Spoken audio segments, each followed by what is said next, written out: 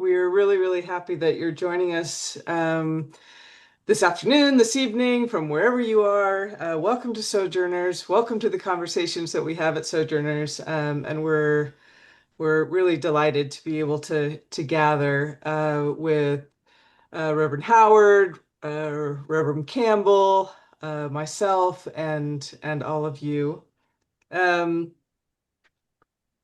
I want to start us off with just I come out of the Catholic tradition, and so we have the daily readings, and I really loved this reading from Isaiah that was for today. Um, and it's an encouragement for us to see past what we currently see to a different reality. Mm. So the prophet Isaiah writes in chapter 26, on that day, they will sing this song in the land of Judah. A strong city have we. The Lord set up the walls and the ramparts to protect us. Open up the gates now to let in the nations. Every nation that is just shall be welcomed in, every one that keeps faith. A nation of firm purpose, you, O Lord, keep in peace, for for the nations trust in you. Trust in the Lord forever, for the Lord is an eternal rock.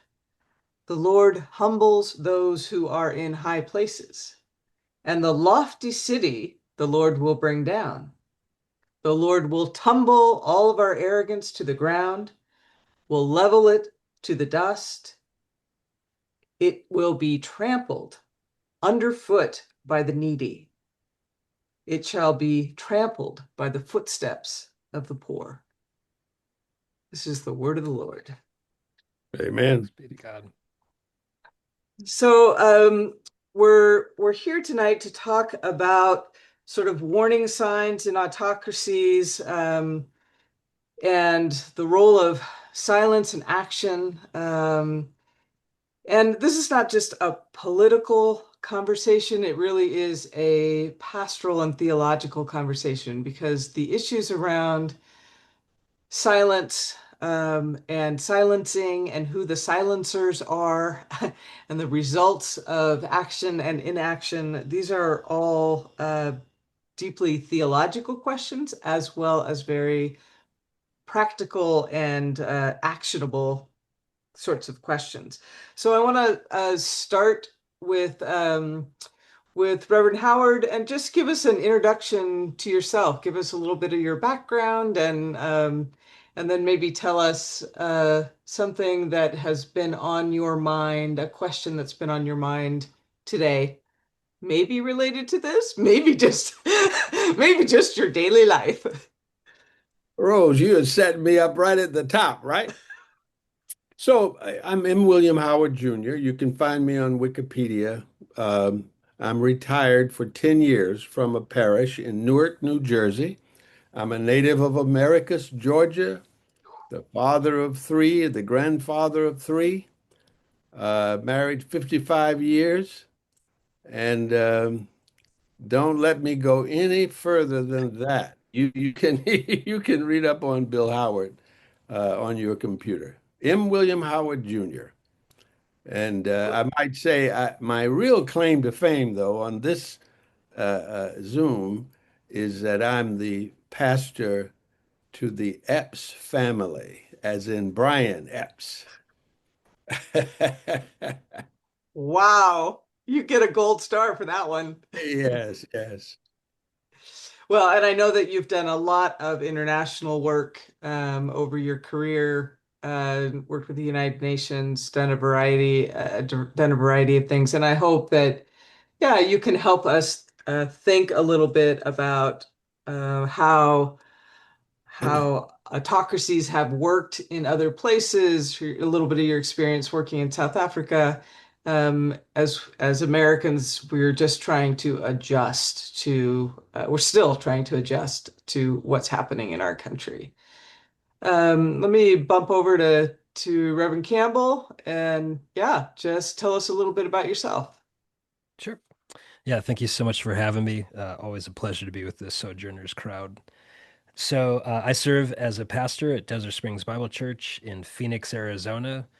I've been at this church. I met the Lord here 25 years ago. I've been serving here since 2006 on staff and been the lead pastor since 2015. And a lot of the work that I do as a theological evangelical is uh, missionary work to Christian nationalists. So I'm 3 miles down the street from the headquarters of Turning Point USA. And a lot of the work that we do in our community, and as well as around the country, is missional engagement to those who've given themselves over to a movement that's actually advocating for some of what we're talking about today.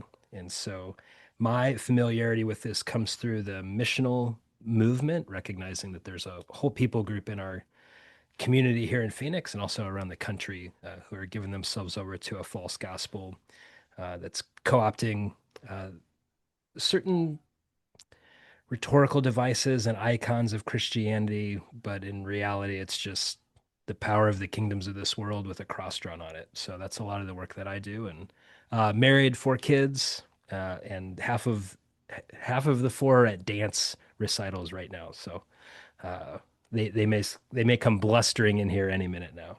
Mhm. That's great. Thank you. And just going to all of the people who are joining us, just maybe you're already doing this and I can't see it, but drop your names in the chat. Let us know where you're beaming in from. And I know Courtney's going to be keeping track of the questions as well. So just drop questions in the chat as we go along. And yeah, and then we'll circle back around at the end to do some Q&A. But let's get started with some of the basics on this question about faith freedom and the rise of authoritarianism. Um, I guess maybe I would like to ask you, Reverend Howard, like what do you see as particular places where in the United States right now uh, we we are moving in a direction that is authoritarianism? Is that how you would frame it? Well, I think we are there. I don't think we're moving toward it. I think our challenge at the moment is to recover some modicum of democracy. And I say some modicum because America has never been, though ideally has been aspiring toward, has never been a democratic society. In fact, many from my community would say that democracy was born in 1965 when the Voting Rights Act was approved. Now, I was registered as a voter in Georgia at age 18. Georgia was one of those states that allowed voting at 18 before this became a thing in the nation. And I had to submit myself to a literacy test. You have to forgive me now. I've been around a while. I've known Sojourner, I think, since its beginning, Jim Wallace. I knew all of those folk. So you may not be familiar with the literacy test, but it was administered by two white guys who rolled up short sleeve shirts, and I knew more about the Constitution than they did. So I come from that background. And I think we have been on a road, sputtering along toward a greater degree of democracy. And we have lost that, I think, ideally temporarily. And I think what kills the movement toward democracy more than anything else is fear and ignorance. And I think, if you go back and read recent economic news, you'll find that this question of the wealth gap has been growing since the 1970s, and people are being dispossessed of any control over their future. There was a time in my early days when we assumed that the next generation would do better than the current one. That's no longer true. Um, and so we find people who are economically marginalized, uninformed about the history of the country. There's a bit of racism mixed in this. And as I think Caleb has implied in what he said, there are a lot of people who claim a faith that they do not fully understand or accept. Now, that's not new. The people who brought Africans to the country also went to church. And so I think, though, since 60, well, actually, since the Second World War, but really in the early 1960s, we began some kind of progressive movement toward an inclusive democracy, multiracial, and that scares a lot of people because there's a presumption of a zero-sum game here, where if people of Latin American descent come into the country, they lose. When in fact, history tells us they gain. I can say in the region where I live, without immigrants from what our president calls S-hole countries, we would be in a world of trouble. And how they equate this with Christianity, I'm going to let the Reverend Campbell explain that because I don't get it. I'm influenced by Martin King, the imperfect disciple of Christ, who graduated from Morehouse College, which is also my alma mater. So I'm steeped in that. And That's I'll good. stop. That's great. Thank you. Yeah, and I think he generously set you up, Caleb. This, I think, one of the ways that one of the breeding grounds for autocracy is often vast economic inequality. Mm. Um, and I wonder how that analysis or the question about the economic piece, do you see that coming up in the people that you're in conversation with? How do you see economics playing into it? Or is your perspective really just trying to look at this kind of false Christianity with a more, I don't know, what do you call the other one? Authentic Christianity? Like, yeah, actual The Christianity, sure. Bible? I don't know. Yeah. No, I think economics is always a factor in American civic life. We are, by and large, a capitalistic, consumeristic society. I mean, I don't know how many times in my lifetime I have heard myself referred to as the American consumer. So there's an identity forming thing that's happening. And so money's always, I mean, mammon is always at work. And I mean, even to Reverend Howard's point, underneath racism is greed.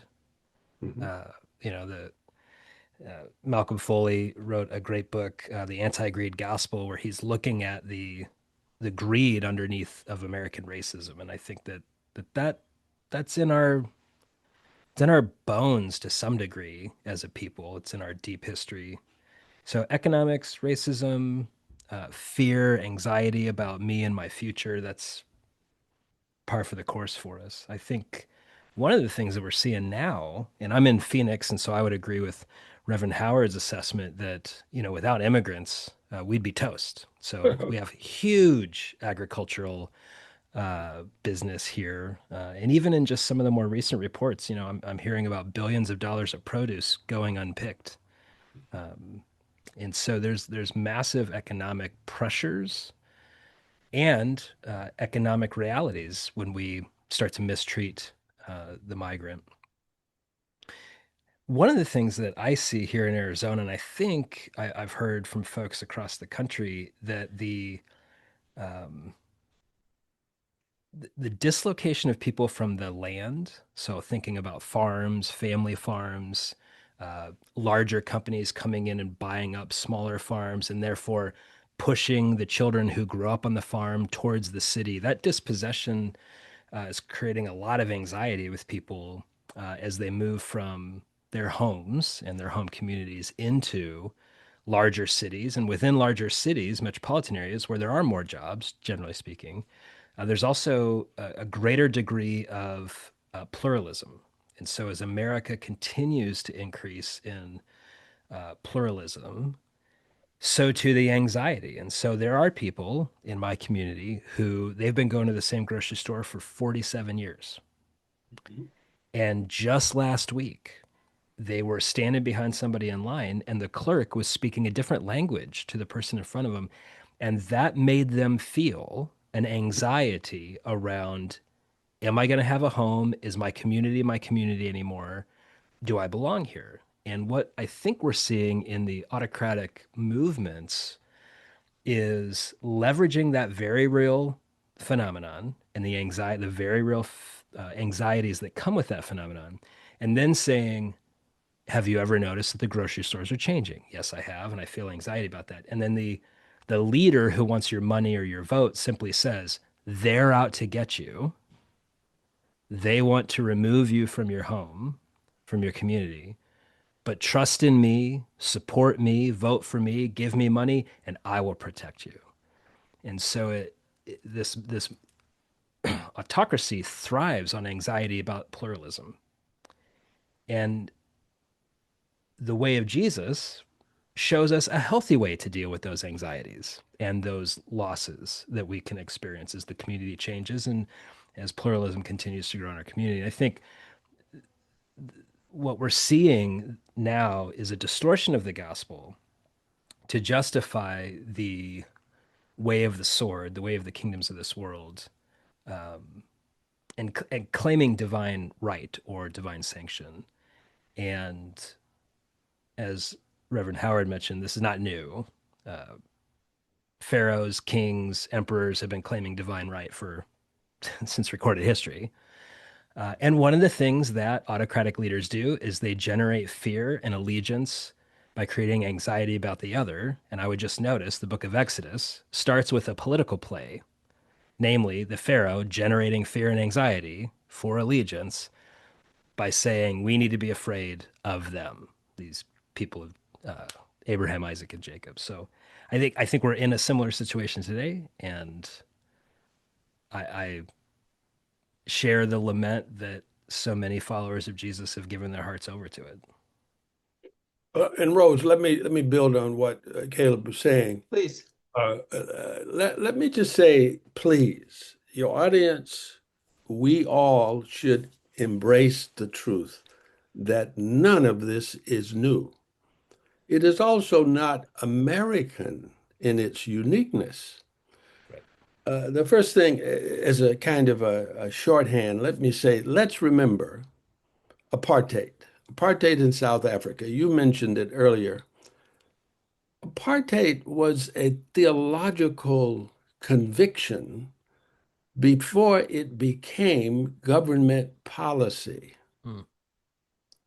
And we've always had this theological divide on what did Jesus represent in the world. We've always had it. Caleb is committed to that perspective, but he knows that right down the street from him are people who see Jesus almost exactly the opposite. Am I right or wrong? Come on, Oh, help yeah. me out here, Caleb.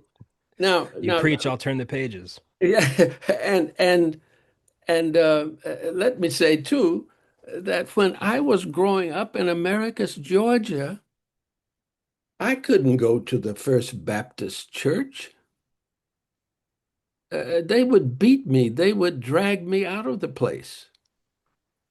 So you see, in our country, and well, let me just give you one more example. In 1985, I attended the 40th anniversary of the fall of the Third Reich in Bonn or someplace like that, hosted by the Women's Protestant Federation. And it was a reflection, essentially, I would say, the question before the people, how did we let this happen to us? There were many elders in the room who were of a certain age during the time of Adolf Hitler. And they spoke of the kind of bigotry, the kind of insecurity, that example of the grocery line, the unfamiliarity of people who behaved differently, worshiped differently, and they were spooked by this. And of course, if you're spooked by this, you don't know that economies have thrived in the country. We are an aging population. If we don't have an infusion of younger people, given the birth rate, America will die a natural death. So, running, first we diagnose the sources of our problem, and then we take refuge in the wrong place. We have a guy who is promising us economic prosperity who has experienced bankruptcy multiple times. I always tell my kids, never take advice from someone who has failed on the thing about which they're advising you. If you want success in economics or in technology or in any other field, you go to someone who's excelled in those things. We have a destruction of the global economy using a theory that even elementary school people know has no weight. If I'm a small business person and a product I'm selling you comes from a country under a tariff, when I go down to customs to get that item, I'm going to pay for it, like Mexico is going to pay for the wall. So if actually, let me just say on the faith question, I've always regarded my faith as an empowering capacity to confront things that were difficult for me to confront on my own power. And we seem to look at faith as some kind of place you go and hide. And I think this is part of why we see the Christian nationalist movement emerging. Christian nationalism, to me, Caleb, is a contradiction in itself. Christianity and nationalism, they can't be put together based on my interpretation of the Greek Bible. Yep. How does that happen? So I think that raises a really good question that I find us talking about at Sojourners as well as, and we've been talking about it for a long time, is, what is the role of a Christian in a healthy democracy? What is the role of a Christian in an unhealthy democracy or a dying democracy? Because when the democratic systems are in place, then we as Christians can say largely the government is supporting the institutions are there for moral good, perhaps, and we can advocate for them to live up to their responsibilities to the people. And I think that's we can be a firm foundation in that in our faith and our role as Christians within a larger secular society. in a sort of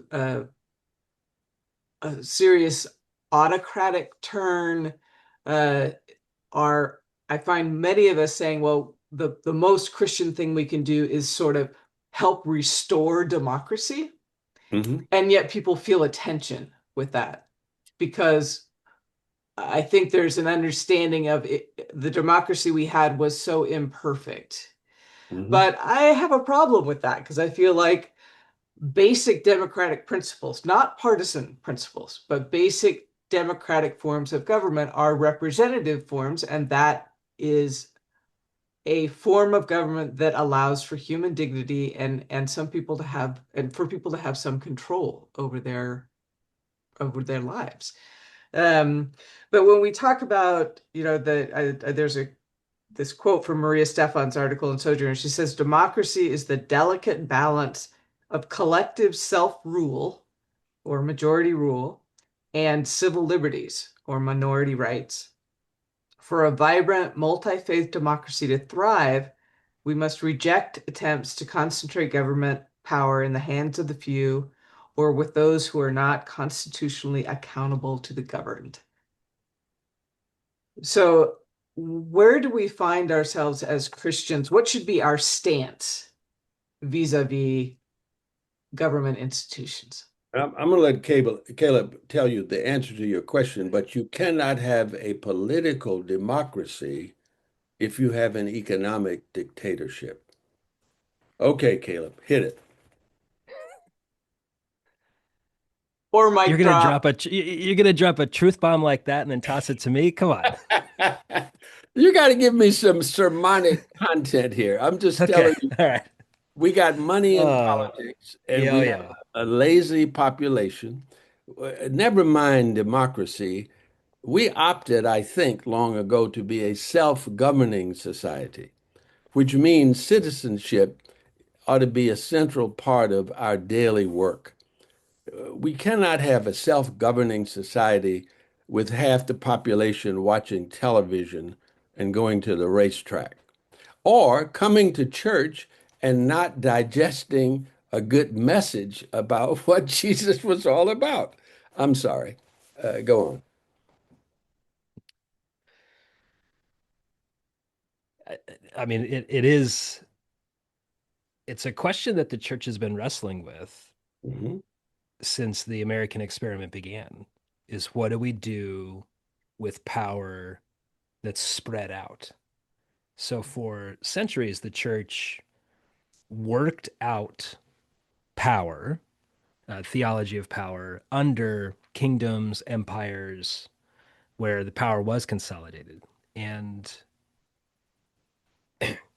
in the broader spectrum of church history, it's only been a short while since the church has been reckoning with power that's spread out, power to the people, these democratic principles. And so I think it's a live question for the church, as you've seen versions of democracy or democratic principles around different portions of the world. Um, I mean, as Reverend Howard mentioned, it is in living memory that we had three empires try to conquer the world under Mussolini and Hitler and the Empire of the Sun. And so we're still reckoning with power. And as an American and a follower of Jesus, I think, at least for me, it starts with love of God and love of neighbor. And part of love of neighbor is recognizing the imago Dei, the image of God in every person, and that I have a responsibility to my brother and sister. Uh, the question of who is, am I my brother's keeper? I think the answer of Jesus is yes, and with a specific eye to the quartet of the vulnerable, the widow, the poor, the immigrant, and the orphan. And government, politics, policy, these are ways that in a democratic republic we can love our neighbor as ourselves. You asked the role of the Christian. I think, uh, for me at least, I'm filtering this through the lens of Ephesians, which talks about that that the church is one body with many members, and different members have different callings. For some, it's to get involved in, run for office. For some, it's to do on the ground work of, caring for a person, running a soup kitchen, things like that. Still, for others, it's about discerning healthy policies and ways that we can govern with more wisdom. And so I think each individual Christian and each individual, assembly of Christians are invited to prayerfully consider, Lord, what are you calling me? What are you calling us to do in the body politic today? And sometimes it's marching, and sometimes it's serving up soup, and sometimes it's running for office. I'm not sure that we have a healthy understanding of political action when we've reduced political action to the ballot. I think ballots are really important. But the body of Christ is insanely resourced to engage in the body politic in ways that are above and beyond the ballot, above and beyond advocating for a certain candidate. And, living out the Sermon on the Mount is a political act. And so, however that looks in our different communities, I would leave that to the Spirit to help people discern. But relegating political action to only a vote, which is super important, I think has diminished our capacity to see healthy kingdom of God oriented change in our communities. Yeah, thank you. That's from both of you. That's very, very important. And I think that circles me back a little bit to the question of silence and is silence complicity? Um, and because sometimes when we use that, it's a little we can use it a little bit as a prod toward people who we don't think are doing enough. Aren't you breaking the silence? Aren't you why aren't you actively resisting uh injustices as they come down? And I was thinking some about so this notion that silence is complicity, kind of comes out of English law, and Hmm. uh, it was a form of making decisions that if a judge put forth a a question, that if he heard nothing, if there was no response, then the automatic assumption was that this issue would pass, that that it would go the way the judge set it out. Of course, in Christian tradition or spiritual traditions, the word silence has lots and lots of rich theological uh, intricacies to it. Silence is a positive thing. It can be a creative thing. It's a place where we meet God. It's the sound that you hear between the stars and the universe. It's a beautiful holy silence. And then there is the silence that's tied to fear, that's tied to manipulation, uh, that's tied to overruling another's voice. And so the question in the context of authoritarianism for me becomes who is trying to silence us? Who is attempting who are those who are targeted to be silenced, and then who is the silencer, and what is the purpose? Um, what is the purpose of creating an atmosphere of silence that one can then say, well, we didn't hear anything. We had a few little protests here and there, but basically most of the people agree with what we're doing. So talk to me a little bit about how, as individuals or as faith communities, we find that balance between when it's important to speak up in some visible outward way and when and how do we discern when those times are upon us? Recognizing also that as individuals, we are often just completely overwhelmed. But as communities, as part of the body of Christ, as we strengthen that body of Christ, we can act more communally. It doesn't have to fall all on each individual person. So the importance of breaking silence, the importance of keeping silence, and how does silence play out in autocracies? You want to speak on that, Caleb? Let me I just want to hear from you, Reverend. well, well, let me just say this. I'll ask a question. Are people guided by theology in so far as their actions in a social context? I know there are a lot of people like that in Phoenix, but in New Jersey there aren't that many. Um, I often talk about the difference between theological projection and theological reflection. Mm. I often find that people can think of something they did wrong that was contrary to the gospel after they have done a lot of damage.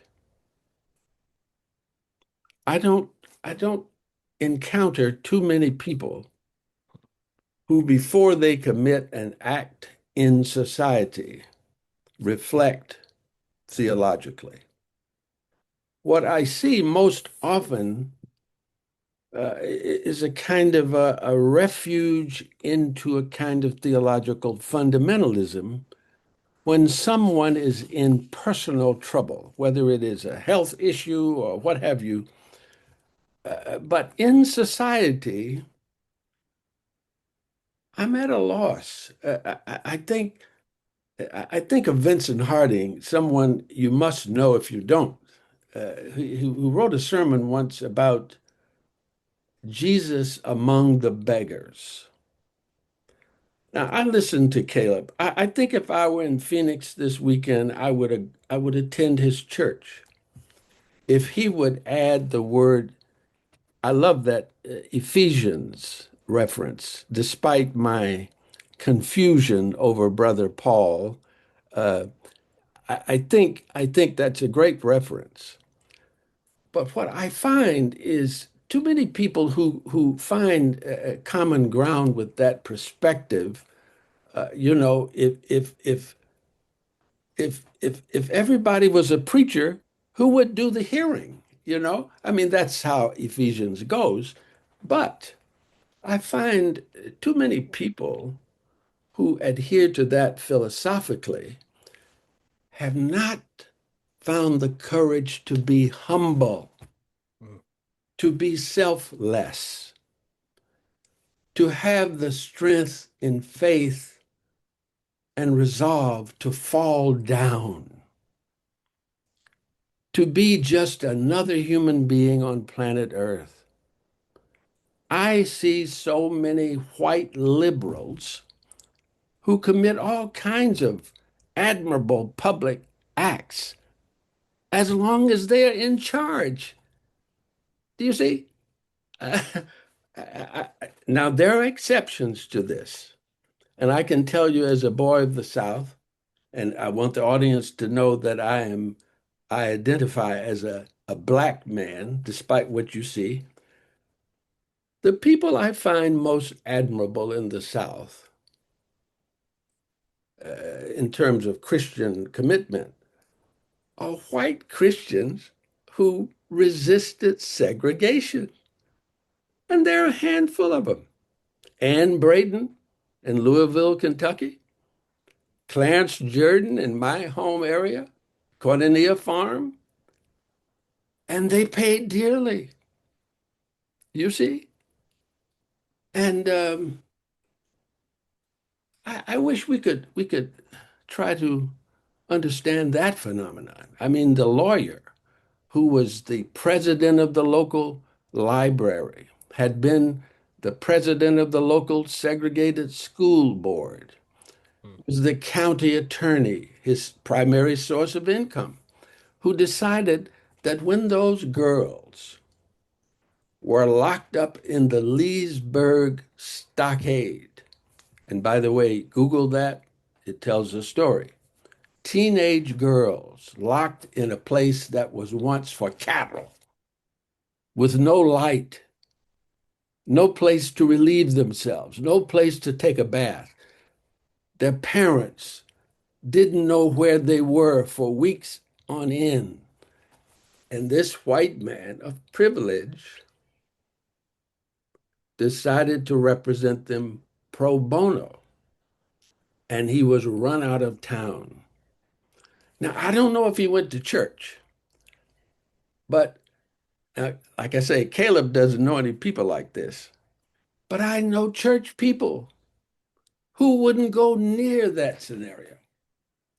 And there are many situations in the anti-apartheid struggle in this country.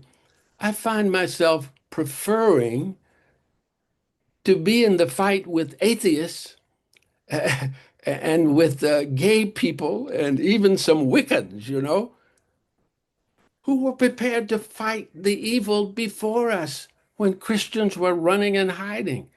So, again, this is not new, but we have to be honest about this when we have these conversations. What, to whom was the letter from a Birmingham jail written?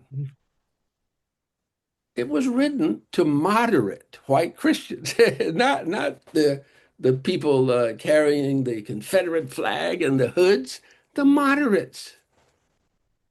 And I think at the center of this is the question of power. Who has it? I think that what we see in our own country today is the gathering of the power elite, Mhm. the people who have more money than they can ever spend. They are banding together. And some people in America are surprised because somehow they thought these people would come to their aid in defense of this little raggedy democracy we have. But you see what is happening. And I actually see a rebirth. I see a kind of a backlash against this accumulation of power. We're in a very complicated country. It's a big country. It takes a while for people to see what is happening to them.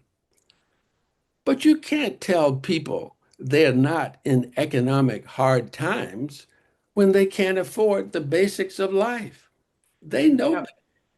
And I think there's a coming reaction to this. And I think this brand of faith you hear coming from Caleb Campbell is the place where I hope they'll go for refuge and not for politicians who don't even claim to be Christian. Mm, mhm, mhm. Thank you. Hmm. Right now I will see if I can, I don't know how to do this with our camera, but anyway, uh, this is nope, can't do it. The new issue of Sojourners with the big steel cover on it. And it's a great interview with Chuck Collins on how billionaires are upending our lives and our economy. And it really goes into that question of concentrated wealth and power and how it's so much money has moved to the top that they're now just putting their last little bits of straw to suck up the last remnants of economic life down into things like uh, the app that we use to, what is it, rover.com, the app that you use to find somebody to walk your dog is owned by a venture capital company, right? So they're taking a little slice out every time you try to get somebody to walk your dog. We want to shift over and see if there are some questions from those who have gathered with us and spend a little bit of time hearing those questions and reflecting on them. Courtney, do you want to bring up some questions or questioners? Yeah, so we haven't had too much in the chat just yet, but I was wondering if Reverend Caleb and Reverend Howard can speak to like how do we find our way out of this era and what kinds of everyday resistance can we employ that would at least move the needle toward equality when people feel so powerless? Caleb, do you want to give some thoughts to that? The way out is through 100,000 kitchen table conversations.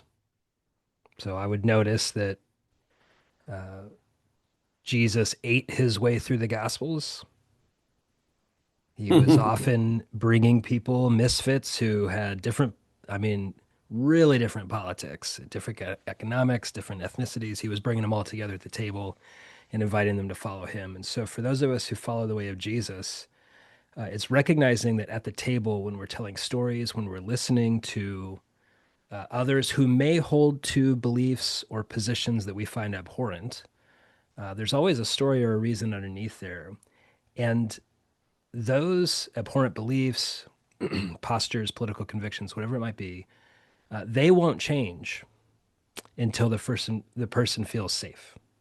And one of the things that we can help people find is a safety and a rest in Jesus by first modeling what it looks like to be resting in the Lord. And that doesn't mean, not doing action. Yes, do the action, but doing so in a way that's not of this world's power, but to do so by the power of the cross. So I think modeling a better way and doing so in closer settings. I mean, I'm a huge advocate for the prophetic work of the church, and we do need to do that.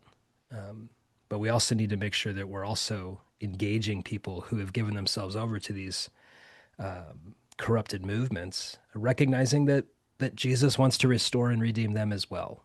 And oftentimes he'll invite us to be a part of that. So the way forward is in the one-on-ones, it's in human relationships, it's by inviting people to table and inviting them to practice the way of Jesus all across the world. It's not going to be done through a movement. In that connection, Caleb, I'm wearing a T-shirt here you can't see. I don't, maybe you can a little bit. Lawrence Neighbors Together. In my little town, we resolved about 3 years ago. It's a multiracial, multi-religious, non-religious. It's a suburban community in New Jersey. We decided we would come together as a community, very local, and address the issues confronting us where we live. The first thing we decided to do is to have community conversations. And I guess we might be 15 or more of these conversations in now. We started with reparations, and we had like 50 people at the first meeting.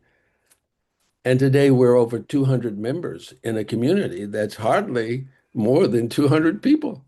I mean, it's a few more than that, but that's a big percentage in a little town like this. So I agree, local engagement, getting connected to where you live, getting to know the people where you live, listening to people to hear what are their utmost concerns and trying to act upon them.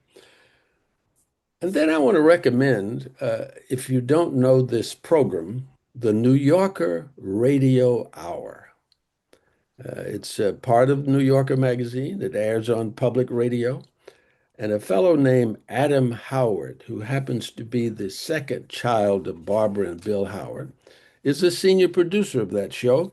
And in one of the more recent interviews, he interviewed a guy who describes what it is like to leave MAGA, a very eye-opening thing, which is not unrelated to what Caleb is referring to.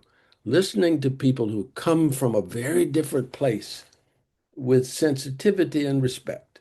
You can go online, New Yorker Radio Hour, Adam Howard, leaving MAGA or something like that. And it'll shed some light on how we break free of this because there's a testimony from a real individual who's had that experience.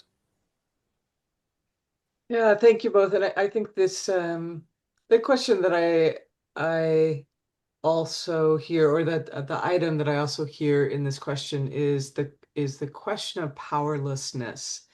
And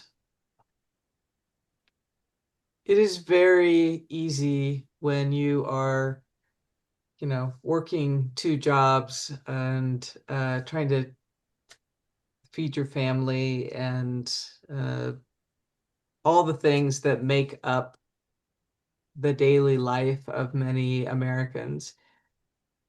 It is very easy to feel like there's nothing else you can do.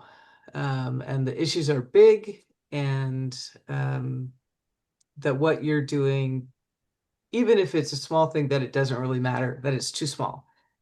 And so I guess I think you both have addressed this, and I would just want to underscore it that as people following Jesus, we can trust in the power of God. We can rest and rely on the power of God. And that any small thing that we do, a little conversation, a smile in the grocery store, uh, you know, anything that we can do, if we do it with that intention of God's Spirit acting through us, it will be multiplied many, many times. And so I mostly want that to be a word of encouragement to people who are feeling powerless. That yes, there are actions that you can take in common with others to exercise your moral authority um, in society. And anything that you do that respects human dignity, that pushes back against uh, sinful actions, whether they're by the government or those around you, every time you call out evil and say, that's not right. I may not know what is right, but that is not right. That is a holy action, and God's Spirit will multiply it more than you know. Um, so yeah, just an encouragement to not stay too long in the sense of powerlessness, though I completely understand it. Well, Rose, let me ask Caleb Jump this. in. Caleb, do you know Reverend Barber? Yeah. I mean, we're Okay, not friends, but I know who he is. you Yeah. know he is, right. So I think in terms of Rose, the Christian church in America, uh, and by the individual congregations, they are not monolithic. We know this. But it seems to me that leaders out there who have a perspective on an alternative way to approach our society and to have faith inform how we engage in that society need to build bridges toward one another locally and nationally. Yep. And I want to encourage that. You are so right, Rose. There are many people out there who feel isolated, powerless. I hate what I see, but what can I do? But I would also say I see enormous signs of coalescing across the country. What happened in Chicago, the miracle of the whistle, and how that caught on. Most people don't know that most movements are not planned at a grand assembly. They are the result of copycats who see people doing good things someplace and they say, why can't we do that where we live? So what we did here, let me say, no kings. Don't forget no kings. No We're kings is giving we're a lot. starting to run over, so I want to just encourage you to stick tight to your point. Okay, as a Baptist preacher, I'm going to be short. Ha ha ha. Now, no kings gives people across the country an opportunity to meet other people of like minds. That's going to be one solution to the feeling of powerlessness. And I think if you're not a part of such a group, you better get busy, you know, because if you're out here by yourself, wondering what you can do, there's very little you can do by yourself in this context. You can pray, but you need to get up off your butt and get involved with other people. That's great. That's good. Caleb, I want to just very succinctly, Vicky had this question: how as Christians can we defend immigrants to other Christians who are adamant that immigrants who are here without citizenship papers, uh, shouldn't be here. How how do you have that conversation? What are some kind of key talking points around that? Yeah, the just real quick, what's happening is rhetorically, many people are conflating the word criminal with immigrant. And so when the person's saying, oh, such and such immigrant, it may be fair to ask, when you hear the word immigrant, do you assume criminal or criminal activity or, you know, a bad actor? And so one of them could just be a clarifying question, like you're using the word immigrant, do you mean criminal? Because I'm anti-crime too. And then, okay, well, is there a proportionality to crimes? For instance, if my teenager is 5 miles over the speed limit, should they be deported or should they get a ticket? Like proportionality is a Christian principle. But really, the biggest thing we can do is tell stories. Stories of how immigrants have shaped our community, shaped our faith, how they're part of our church, and humanizing what is being categorized. So people are usually condemning categories, not actual humans, in their imagination. And so rehumanizing, I think, is a way that we can be a part of the good work, and it's telling stories. Yeah, that's great. And Robert had this question. I'll just take this one. He says, "At what point is it necessary for those of us in leadership roles in local churches to say clearly that action is inconsistent with Christian faith and beliefs?" And I would say that time is now. That time is now, Robert. Thank you for asking that question. It's important that those who are in leadership be able to discern what is happening, discern the signs of the times, and then learn enough to be able to speak clearly and then to speak clearly. I understand that there's backlash in that, but sucks to be at the top. That's the role of leaders. Uh-huh. All right. Courtney, anything else that we should do before we thank our guests and thank everyone who's joined us? Yeah, just that we will be sending out a follow-up email with resources, and this video in case you missed part of it or some of it, or just want to share it with somebody you know who could benefit from it. So be looking for that email. That's wonderful. Let me close us out here with a little bit from the gospel. Jesus said to his disciples, "Not everyone who says to me, 'Lord, Lord,' will enter the kingdom of heaven, but only the one who does the will of my Father in heaven. Everyone who listens to these words of mine and acts on them will be like the wise one who built his house on rock. When the floods came and the winds blew and buffeted the house, it did not collapse. It was built on a solid rock." May it be so, Lord. May it be so. All right. Thank you so much, Caleb and Bill. We really appreciate this. And thanks also to Courtney for putting things together. We really, really want to thank all of you who have joined us either live tonight or if you're watching this later on, make sure you're a Sojourner subscriber and give your support to Sojo Action and all the things that they are doing. Really, really grateful for you all. Thank you so much.